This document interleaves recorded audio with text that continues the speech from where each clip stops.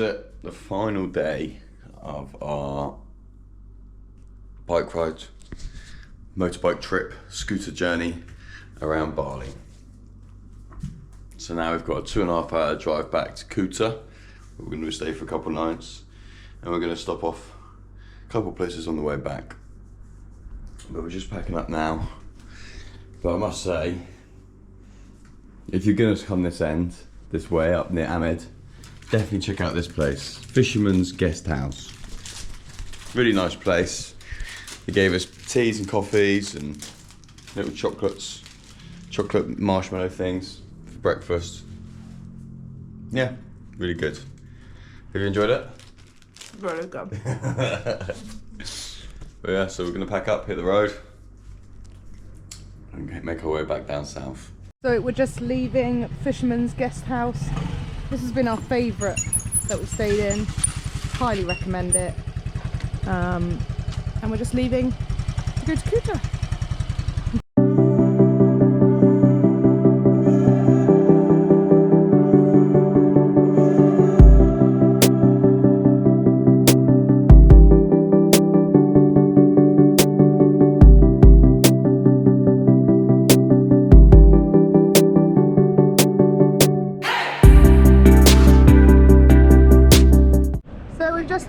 Probably our final petrol stop. It cost us 48,000, so £2.40 for a full tank, and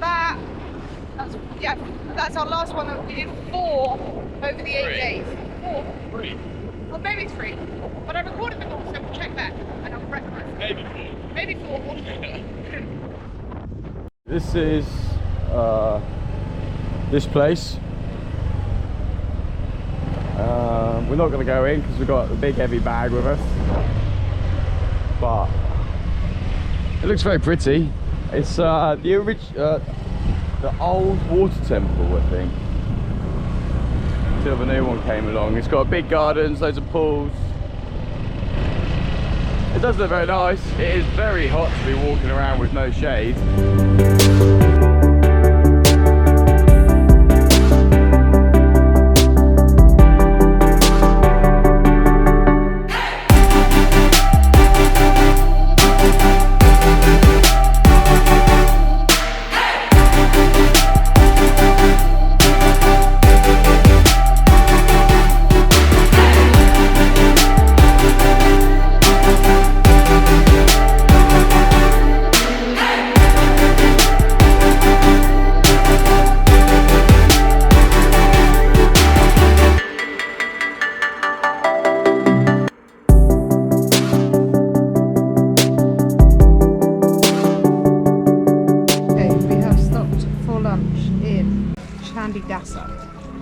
This place. Ryan's got noodles with seafood. I've got katpei, which is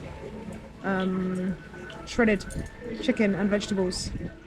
The lady just brought us over some mangosteen, which we love. We've tried it before in Thailand, and it looks like this. And then you just break it open, and inside there's like these white slimy little segments, and it's so sweet. It's delicious.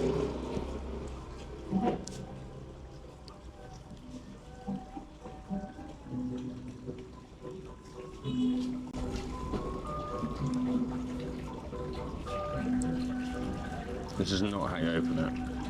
No, you didn't do too bad.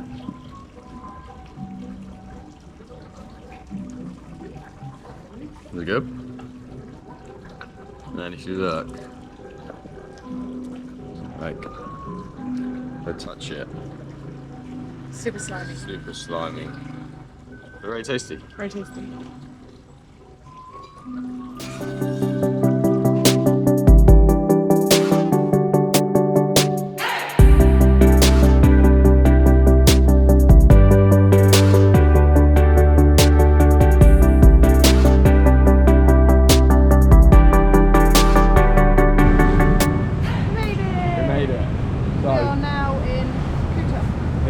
So, wow, near Kuta. Took 3 hours to drive back, plus a stop, but we've done it. So, hope you enjoyed the road trip, really. That was it. That was it for us going around Bali. Let us know if there's places that we missed that you think we should have gone. But we're also going to do maybe a trip around Lombok. Next is actually Nusa Penida. But next we're going to Nusa Penida, and we've got lots of cool things to go see there. So, Like and subscribe. Teletubby bye-bye. So it's done, we managed it. We drove around Bali for less than it cost to take the bus. So before we started this trip, we did research how much the buses would be, because that's how we usually travel. So we figured out to get from Seminyak, where we were staying in the south of Bali, across to East Java to do Mount Ijen, and then back across to Bali. Actually, it would just stop. Lovina. It would go straight to Lovina, which is like middle north, and then back down to Kuta. So that skips Pemuteran and Amed, which were our favourite places for snorkeling. That would have been £130 for both of us on the buses. So that doesn't include getting a moped in each place to explore each town, and it misses out 2 important places. And it also misses out anywhere along the way we wanted to stop, if we wanted to stop. Yeah. So worked out cheaper to go by moped. Obviously we didn't know all the costs involved beforehand, but we figured seemed like a good bet, we'd give it a try. So we rented the bike from 2 brothers in Kuta. We'll put a link to their Google Maps. They were really hard to find. We spent all evening, the night before we went, trying to find a bike, because the problem we had is that most bike companies wouldn't let you take the bike out of Bali, and we wanted to go to East Java to climb Mount Ijen. So really struggled to find someone that would let us. We found 2 brothers who not only let us take the bike to Java, it was a new bike. It was by far the comfiest bike we've had yet in Southeast Asia. Decent amount of storage. Yeah. And a really nice guy. Really nice guy. And actually, we did it in typical backpacker fashion to leaving it the night before. Yes. So, bike, sorted. Then bag storage. So we left our bags. Again, we looked into storage. You looked into storage. Yeah, didn't you? I found one place where they wanted, I think it was £5 a day per locker. But actually, what we did, we just put most of the stuff in one bag and just took one other bag with us and our little bags, and we stored that one bag at the hostel we stayed in, which was called Boutique, and we kept it there for 35,000 a day. Let me double check again. 30,000 a day, which is £1.50 a day. So cheap. So as opposed to the actual advertised storage being £5 a day, leaving it at the hostel worked out £1.50 a day, so much cheaper. Then, so that's bag storage and bike. And actually, because of timings, we got back on the 7th night, essentially. So we only got charged 7 days instead of 8. Fuel. So we filled up 4 times. We covered, how many kilometres did we cover? About 600 kilometres. It was just over 600 kilometres, yeah. Filled up 4 times.